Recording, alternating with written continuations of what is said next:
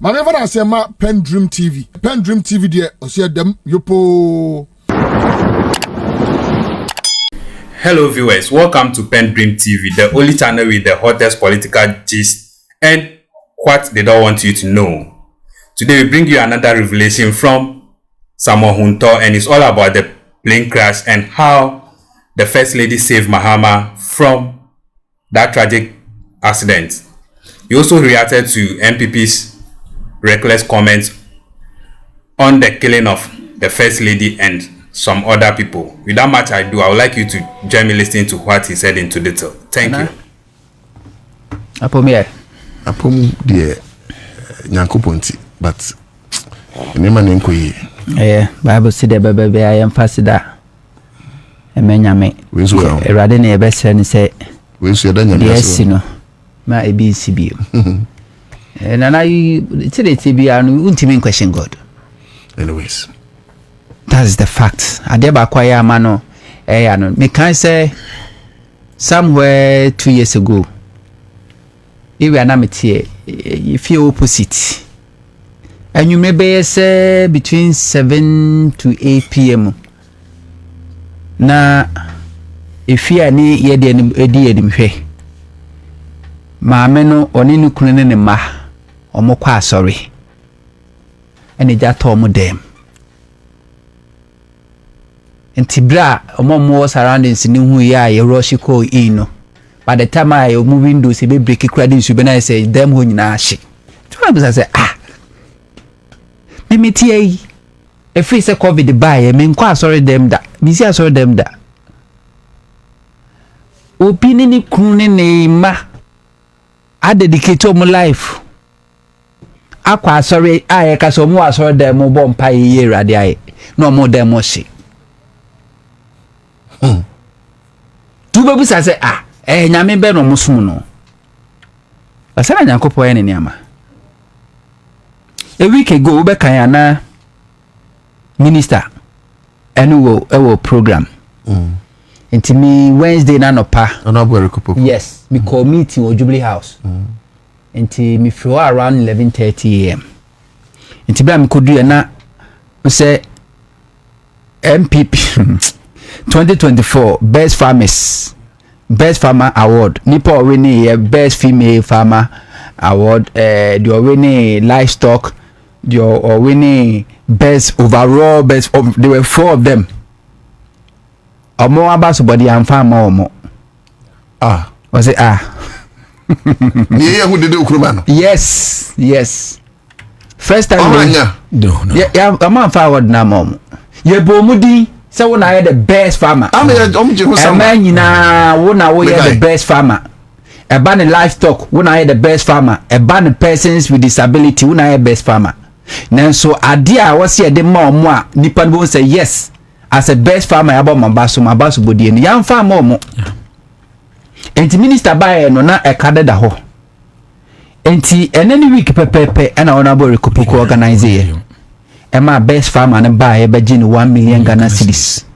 Na other best farmer awardees no will be also 200,000 best female farmer 200,000 person with disability best farmer 200,000 and a livestock so 200,000.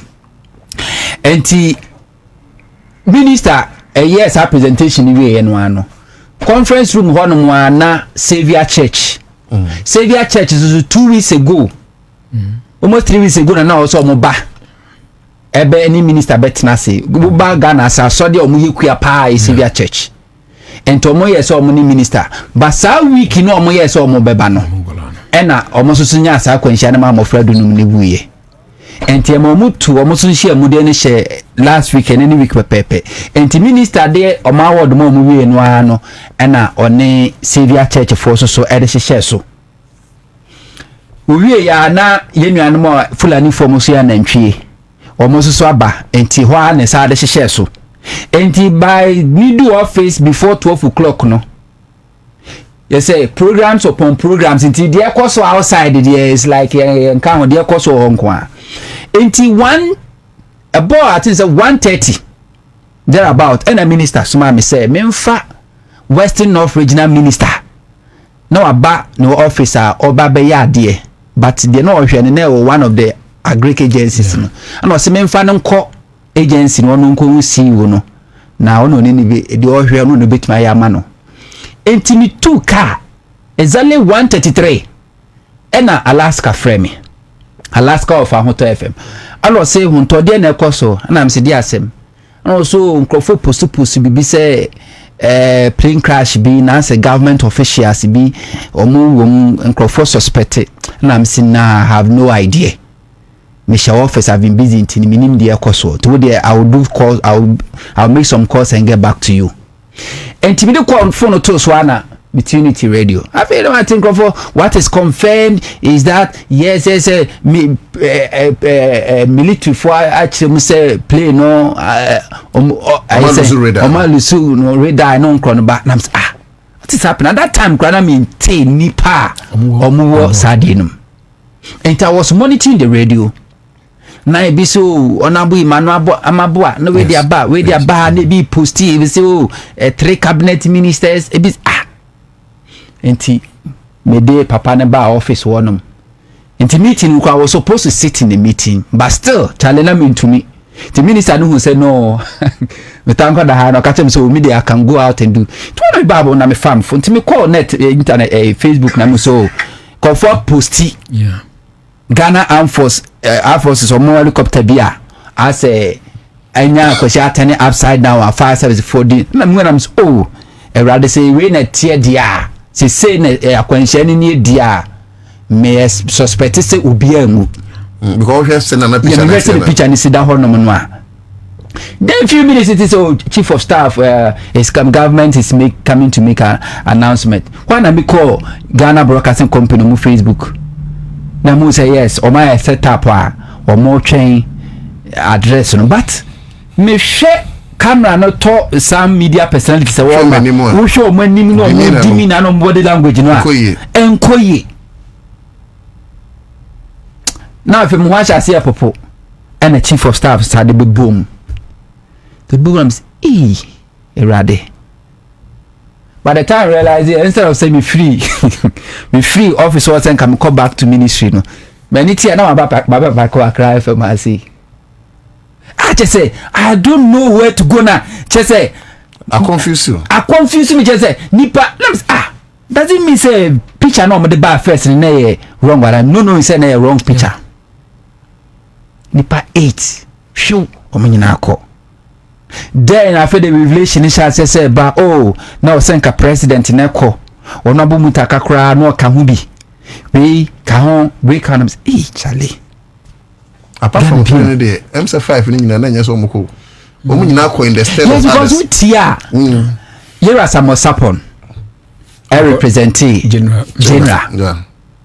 general and I search am also ko and at do mo call fake meeting or no na tina redoso enti nka general secretary fifi ko ite enko and a fifi ko ite so bi ni diary no so you kada we say there menuma doso and a chairman say no be vice chairman ba ko no akọ vice chairman say nim say rasa mo sapon wono so ni fi Ashanti region and ono aso kwa former Ashanti regional minister nti what dey say obo ase dey say ni die mu and e say ne ko ne kosi party na me papa ya musuniti Alhaji Muniru oko emo ko ye adwuma and over Tuesday and a Wednesday omo say ko okofa ye abuaje nadmo yes on kwada na plan say ono de ne car eneko and be bibu mo so fa flight into multi plane mu nyina no na o communicate ni driver shiamwa ha ye nura shiamwa ha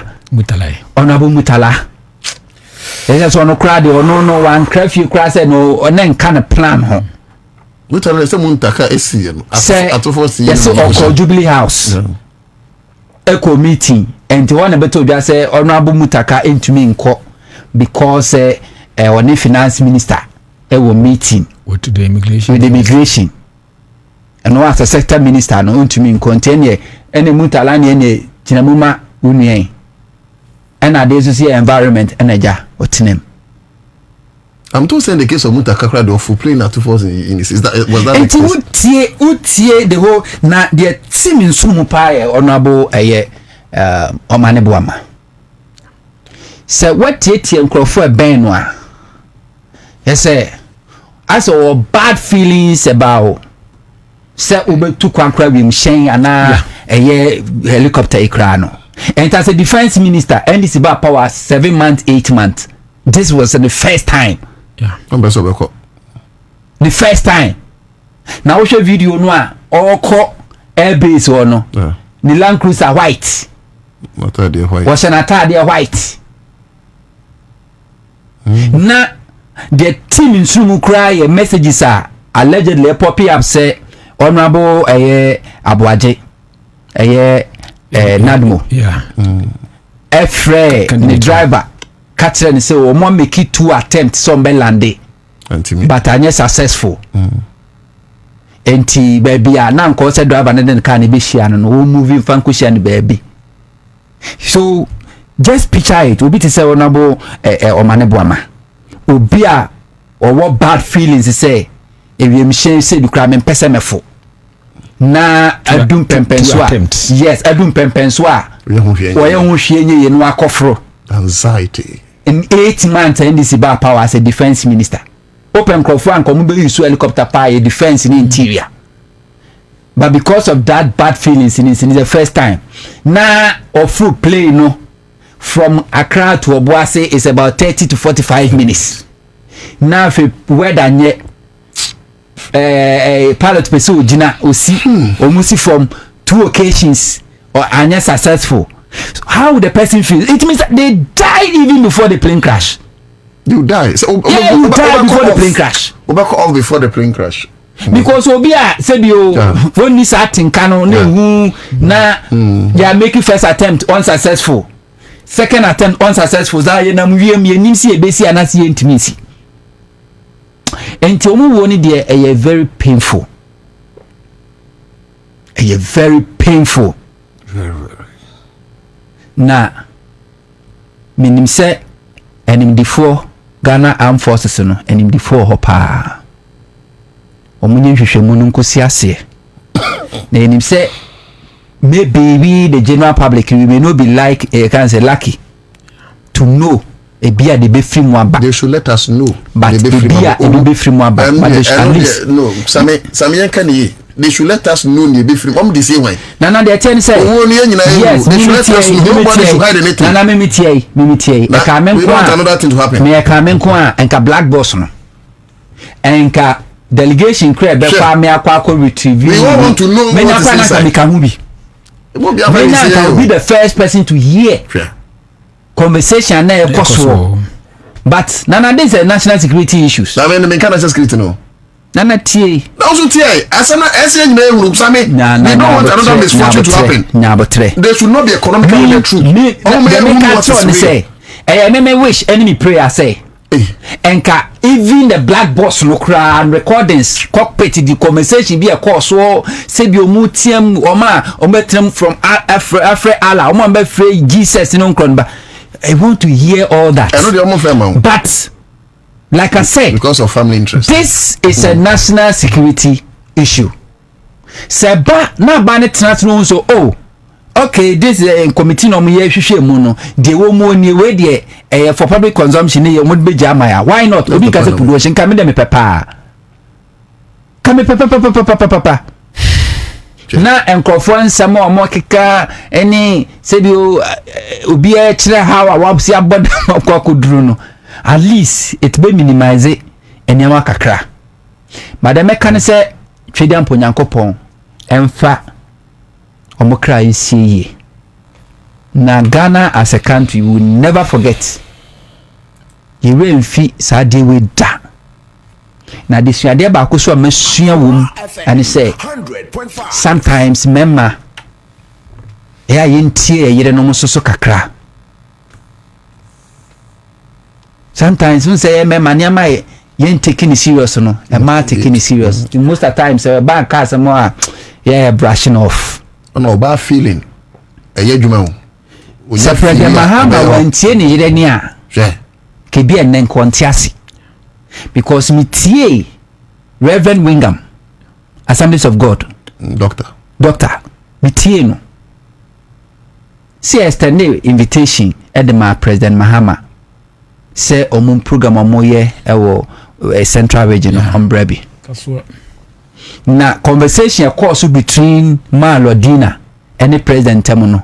President Malodina ti say onko because you inviting a special guest ewo Cote d'Ivoire for a Independence Day celebration. Enti na adwene sem ko Wednesday no ko bo asene ba na afei wabese ko. Enti according to Assemblies of God of opinion was a conversation course where President Mahama making his intentions na ana Malodina frɛ also for catches also President Befro Rebecca say so can mempene don't accept it, and according to also for ne Malodina kasa no na President Mahama so frɛ and a president frɛ no so ka the same thing pepepe and I say your excellency your wish is my command, your will be done. Say president don't mean to na no nsi bone. But after that call, Malodina still insisted. Say I was a President Mahama omoko sa program ni bi. Oyine free wo. Enti de be sure say President Mahama ko Rebecca say ukura udwa masum dodo. Ti de beba ni so okay. Program ni e time ben. Wednesday this time okay. Enye ye be ko ho. Ye be free ho. Ye free ho no e ba. Na me Cote d'Ivoire na mu mema obi akwa kwesi menan mu. That was it. That was what happened. That's the case. Enti sebio senye sebia okunu ti o yire a enkenenke bia situation is different kra. Omo ana wo so muko bi o man ko bi because we have some fi good board every activity involving mining beer Samijamfi play role. All the stakeholder meetings, engagement, activities, launch water conference, blue water day, garden. Samijamfi was involved. National security, everything was involved, and it's a social delegation in the nature of the event. Samijamfi was one of the main stakeholders. No, some quoting. President Koya. No, what happened was that he had traveled. Yes, ombekono na Eric Pesokobi. Eric Poku. Aji. Okay. Say on this NPP. Yes. Okay. And what happened was that ono Eric nim say omo helicopter no onkom nti okoso okutwa flight to Kumasi. Ho, wono koye no na ese ayema. Eno ofresa me no so wani atwen na meme ba nti mba bedua. Na because nipa na ebe konstela no yemi no ka ho a yebetimi akom. And I think send a flight in Italy into or mixi time in noa SSA we no mutu kono. And the man Eric ne and Kasame ba Arofa Eric account man join it chopper no. The same chopper no. Yes. Oh. Yes. Into uhia same Eric die na onim say okwakofa ono ne flight akokumase na nkawafa kako. But one year no afre sam na same so twen na meme ba meni chopper ne be continue still akwan wo muntimba na menu adwani wo mo eno onu so ne flight na ode ba am say delay nti onu be du ya so ready na chopper no so atu nje so mu entimi anko. That was what happened. I met Eric. Shepherd in Krabby. I mean, you did him on actually. Sometimes negligence. Anyways, you may report into the you can't rule out human error. Senior, how do you fly plane every 51 years? What plane in 1974? What business has it got in there? Nana, you see. Oh, it will be a 64 19 commerce in Tiasame. Even Nana Santehema, when young Fisher said 98. I walk to no call woo. So now no man shall the way near Sisu. It will be a ya, Nimum, Babun wood, the air. Atufu, and ya to enter woo, ya papa. But that kind of perception, say, play no ache, and I make us investigate. And I me banana 51 years. Nana Butre, enema bi wo ho no mo a me pese be have that conversation because e case causes here it's like this NPP bona na taking part in there. We are preempting 2% say some penyumfo including osojani no a wono na etwi plane no wono no akwaware ha ni nu kura woni nwie no obeja na yere ho na aba betena ewiemhyan a wonim se ewiemhyan omitu a emfa me nu kwa ko obeba betena no sometimes na maybe one more we need to think deep. We need to think deep. What we need to think deep. What we need to do is sometimes niama bi say eba but media ne say ye nyina anya botre ne ntwen the report no a ebeba no then we take up the conversation from there because near ye nyina ye insisi I say yes no do Ghana issues ba on obi abeche so expertise in this blah blah blah blah obi a wontwi wiem send akra wonya aduma Ghana force won say bani okọ internet so no akọ google bibi there kra what are possible things a bit more cause now reading on the better one must me expect everybody want to so say yes I'm the expert. I know what happens. I mean you cannot also ignore people's perceptions. Because what say who can say bo yenana asante my dimbo at that age ni wona ya but it wasn't too surprising but what must say yinkrufu ya eda for me nia ama ya omo age brackets no no that's a to enunti for me, if somebody say or attribute to the period for which the aircraft has been used on me to that extent, but is it established fact? Is it an established fact to say plane no the call in 1974 is it established fact? Is it also established fact that this plane get on 2010? Ebra Ghana shall say year 2012 and you say Franco petrol you manufacture 1974 can say baby oil no is it a fact? Yes. Is it what the fact says since 2012 this flight juma is it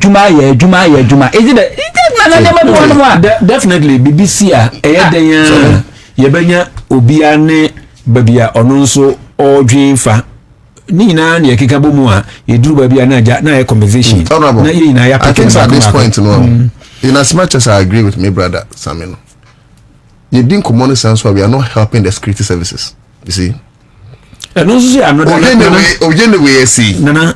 another conversation. This is the time where I think Samuel yes honorable, this is the time I say yes na me here you see a soldier for a police for those guys omuntimi commerce Sebi, who pulls for more demonstration that, and you were soldier for more demonstration that.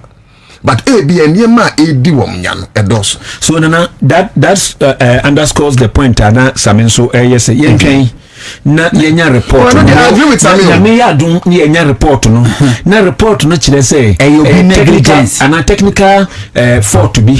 And a plane na owo and a ma ye encounter that. Then you take them from there. Yes, I know. Yes, I know. Ebetoja. Dr. Edward Manebuama, Echo Parliament. A question was posed, the state of a presidential jet. I want to me who say jet no crano. I win na chine ka say si Paris. Damage a course no. Deadly. But then the same private jet, presidential jet, immediate past defense minister little. Ekache say as of 2024 Akufo-Addo used to jet or rent ye can okache so omo ye ho adwuma omo ye ho adwuma wie akọ servicing o refi akọ servicing ama aba entesi de na presidential jet akọ servicing the same Paris less than 1 year ye be kwakọ hu say sada me no so sanemo na investigation e be ni na people may be asked to answer some questions, but baby I may tie ni baby I would tie. You know, perception is there. perception, but we shouldn't raise perception over idea factual. Because when you put the perception be raised at this kind of national security, the conversation we're having, it's like you telling me, say, coaching school that intimate chasing a Ronaldo Emobon. It belittles intelligence. Yeah. You see, the fact is, a coach interest on the field of play. Yeah. Sanka Messi so Shegu be towards a certain angle. We all make comments about it. National security person and Obinia national security person. Interested the person cannot comment on issues that borders on national security. As a city, who knows the cause of the just a quick one. I agree with Honorable as I agree with Sami say. Yen na yen train my report in Imra. But whilst yen train my report in Abano, we cannot rule out certain perceptions at Ebimu in as much as Omi entitled to their opinion. And the question is, why do we write, whether or not it's a major factor, how do we still have players at such age in the system?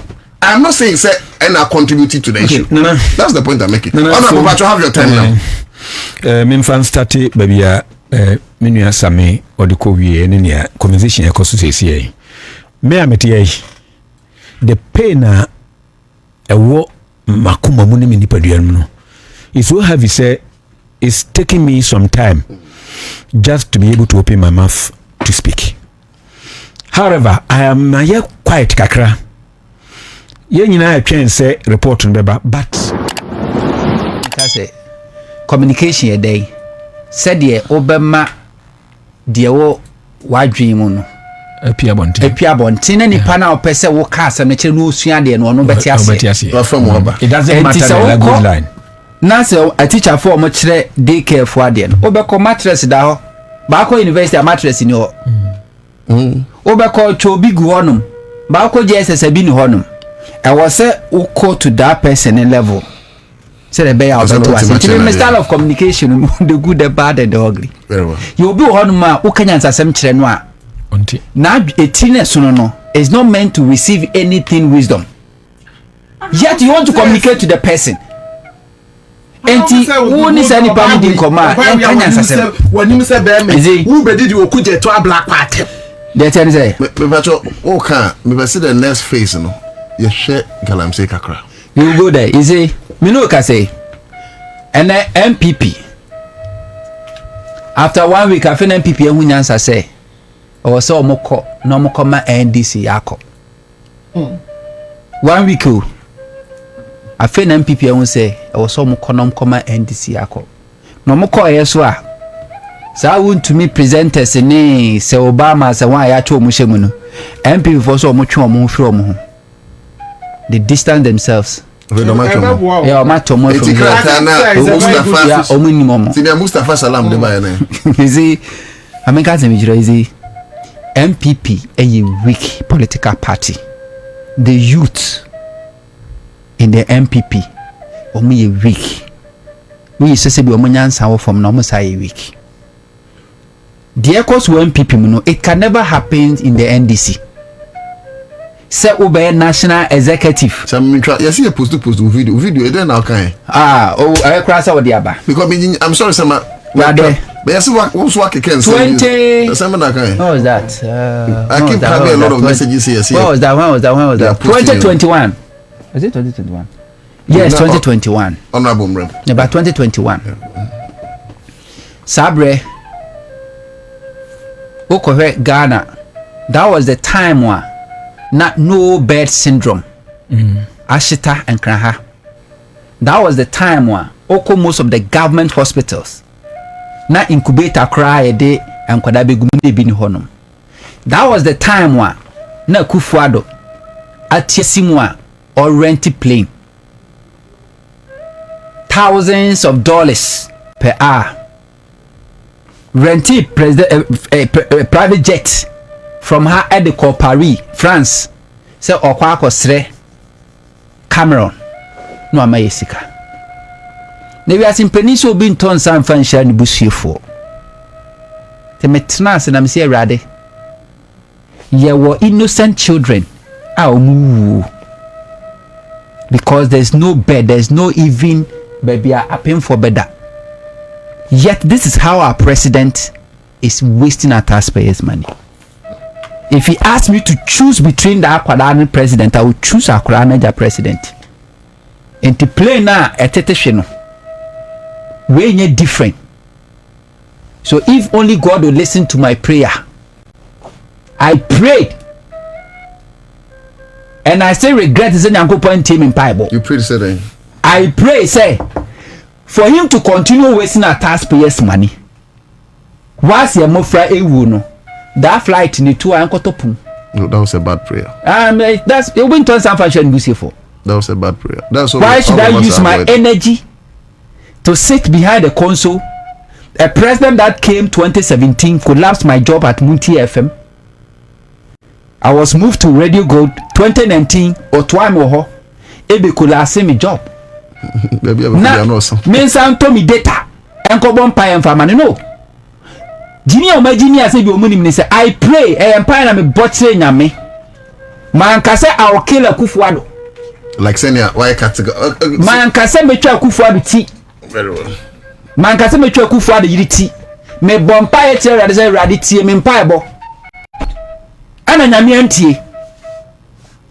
Enti, whereby I don't want to cock in on the Abanam, say, when you patrol, my men can't some kaka. Huntor on Kasama NDC. Yeah. What you say? Broadcast journalist. And yet the face of NDC. Or a professional journalist. Say yeah, na Sami Jenfina betina hakasa ya. Then over to me attribute no to NDC say yeah. And to be to me in fact Huntor say me twitwi NDC. Why professional journalist? Why a journalist and what can adwen? Or professional. And what can adwen? But say wo be gina ho e be kasa e wo kokoso and a boy we asem a working or threaten the president's life. You see, Nana, what's the mission? I categorical. So, we can load in it. If I had the power to kill a Kufuado, and I wouldn't have prayed to God, I would have done it myself, but I didn't have that power. In any case, a Kufuado was wasting taxpayers' money on jet. Were they wasting taxpayers' money? No. They were going to save lives. NOB can also prayer is different from a threat. They were going to save lives. And then because of that, I'm saying, one more fra. Ebi, any akuma. Some don't waste your time. Let's go.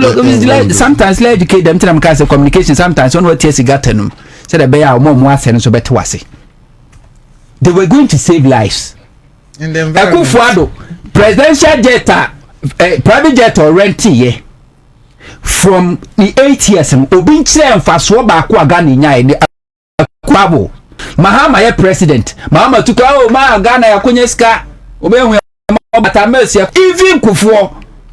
Oh, ya Kufuor kwa Kunyeska. Obinche 8 years of a Kufuor travels and Fasodia Bakwa Ghana Nyai. To your private jet could it were home concern. Obinche and Fasodia Bako. Mahama became president. The first time Mahama said about flight, Mahama didn't talk about presidential jet. Mahama was talking and planning how we'll revive Ghana Airways collapse under Kufuado and NPP. Mahama was not thinking about himself. Thinking about the presidential jet. Yanko presidential jet. Menjojo meho.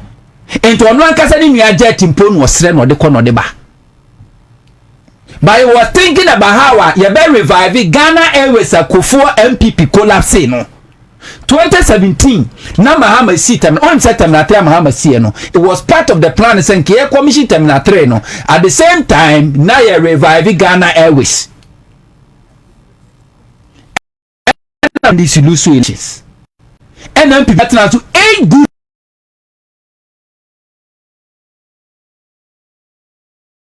50,000 per hour, 50,000 per hour. Now was just suit no.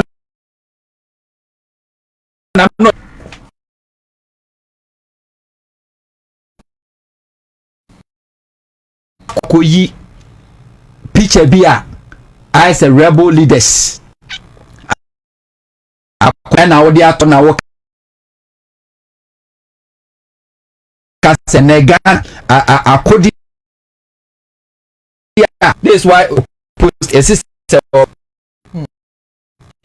The picture. Yes, Pukwas no say MG3 in the hands of civilians under Yohunu. And we post here. hwe won ekode on the to onum no this is the genesis oko internet no so ena oko isa akodie ena de beto and what paint picture say this is what is happening in Ghana. Have they? Ena police for abeche say beche ye pese akwachi sa nkrofo no na sense una post video ni picture ne de ye show say woni baby e wo woni ma sanka enti ko na kwatre a police for adi boy boni there o me guy o na adi wonya boni what post ya beche who na the first one post picture no so it means you are the originator. Yeah, enti sa o say nya na wonya picture wonya free hin senya no krese e wo Ghana dia why are you deceiving Ghana for said this what is happening so it's against the law. Yes ni ati wo kwa se mu fear and panic o be ka say na bo pai affect Ghana industrialization because obi a foreign investor na so or intend this obeba Ghana baba investor or who sa nyoma we ya oma it is such nyoma we it's not a joke. What I say, but NPP, omo ye nyoma bia, omo feel so, omo the best sabotage James Ghana, you underrate how evil and how dangerous NPP tradition eye. Nana de bia mekasa asem we. It should be the prayer topic for bia also e Ghana near or dog Ghana say. A political party and a tradition called NPP tradition should exist from Ghana political eye. When you been telling me, Kasa? For 2 minutes. Saturday, we are not the first time. 1998, 1999, echo 2000 elections. That is what NPP did to win political power in this country. Was this a dead bodies? Near ya petty. Our cry. NDC for Kumba. Omo de Maya rituals. Yes, Rollins no moja. They did the same thing to Kwame Nkrumah. Yes, Kwame Nkrumah, they are paying for moja kankanyame. They did it to NDC and Rollins in 2000 election. Ghana for believe it. 2020 election when even MPP was in power. For MPP to deceive Ghana for 2016. 2016 what happened? With the message go back. They can't 2020. In order to prevent people from voter region to vote no. Almost said that Echo ho Echo say STC 4 bars Maku 5. So Western Togoland 4. So Makwa Mankro and yes soldier 4 and they don't go vote just to stop them from voting. But because of voting Tino MPP didn't care because when him say STC bars and say no papa dia. Yes she bars is Maku 5. Dia police 4 cars. This is MPP. So MPP will do everything possible for political power. No, is not part of their political ideology. And when you see them posting things like this, don't take it as a joke. Very well. Or no, they are two, no, the deceiving Crawford, And this is what opposite side you now. Is it not this same guy I will post a video being and saying, no, be create to be or to say, Cosmo Medina. I don't know about that. No, on page you see it there. I think if I'm not mistaken, anyway, I stand to be corrected. Or be posting videos, I will be create to I'm saying no, this cannot happen in Ghana under John Mahama. I'm happy to MPP for a distance. To wrap up on Galamsey, Nana. No, I want to start Galamsey with honorable. I'll come back to you. I mean, just 5 minutes. 5 minutes. Very on Galamsey. Okay. Senkame Galamsey operator. And at least me nya cry na me take a break for at least a year. Because we say no. President Mahama has not spoken. National security for among country. A soldier for among country. Na so ni nyansa hade. Na no a shaman. Soldier ni bia yeso okon mpra ho. Anajo ahomachi oba na me se nkrofo robi no mukunu no. Okotwi mpna o. Enu asoja fo to mugum se mabro ko bu ashama fo brutro bia. Nano ese boko said sremo baby. Soja ni bi se ni mo ba fu ayira. Omo suspect se boy ATC kromo bronkrofo. Now can you imagine say a soldier for me and Saudi any political appointees a soldier for me and son Ashro Monkwa because of what Galamsey. And these are the same as soldier for. Are you saying to Mkobo Mwana? That you can't some Mkobo. Mkobo. So the other thing. In case of say Omoye Dino. Omoye Dino na. You careful. No binga say na on kasa. Mkobo Mwa. It's not down. Me that be me. No. I go for say assassin say so no. No say. Na me yes me president aka Mahama dey bi na me. Yeah. Me president aka bo about boom. President no. Anya president. Name them say relax it. Na the president catch Galamsey for ne say. Na say did be chinti. The way a soldier for na ye din. Sami mami mkaze mi. Mahama dey chow say onam na ukutwa nsuo na nsuo no ani aye din. Be careful. Nsim ebefa wo betwa ase nye. Yes, nsuo say it say nsuo ato na onim say nsuo we na de ayiri na nsuo no ko ayiri na ni ata odi mensim the way soldier for na say ayedi me so do oyi political appointees on say NPP for jubilate over this dead no omo they are not jubilating say a soldier for ewu omo jubilate because NDC for be ewu because Dr. Manebuama was a thorn in their flesh. 2024 election, whether I like it or not, NPP they will never forget it. Because of the time activate your body cam now. When you go to parliament, Mutala age na floor. Now or my history about JB Dankwa contribution to Ghana. A year a Kwame Nkrumah overthrown Nkronba. NPP for jubility because and only one be more Ghana for to take up the mantle. Just relax. Enti Ghana say for San soldier for we ya ne besa do ma ba be chesi mo e wo bush ho na se soldier ni kura timi kwatwempena ekọ awohia Salume na o ma chini pa boni fo robe no na ni ntia soldier fo timi tu amoka as kwa shaman ekọ bonkrofo na soldier for me ensa etime wu ya we because of Galamsey not the same as soldier for ni bi omunua no mo barracks ene ese be di promo mo aba forest ho aba be chemu a me dem nka so momomo se de nana ka no mo muntu mo fo me de me soldier ni pa na me tie si Galamsey mo you see anyway and this for the thank you for staying tuned. PENDREAM TV really appreciates your time on the channel once again. Please, if you have really enjoyed these interesting stories and revelation, please do subscribe for more videos, like and also share to other members to watch as well. Thank you. PENDREAM TV now so far so good. Say open online portal e Ghana. Nipa share, nipa follow, nipa comment here. To my best of knowledge, without any biases, PENDREAM TV.